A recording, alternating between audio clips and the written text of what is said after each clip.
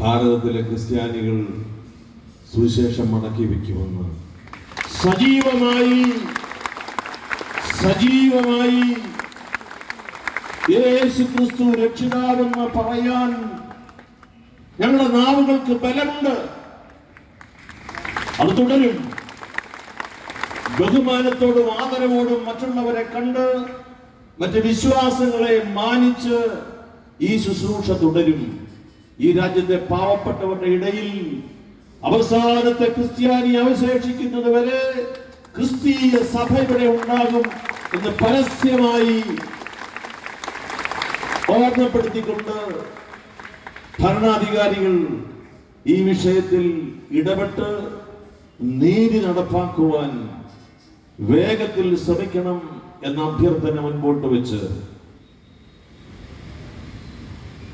നിങ്ങളെല്ലാവരോടുമുള്ള ഹൃദയം നിറഞ്ഞ നന്ദി യോജനച്ചൻ സൂചിപ്പിച്ചു.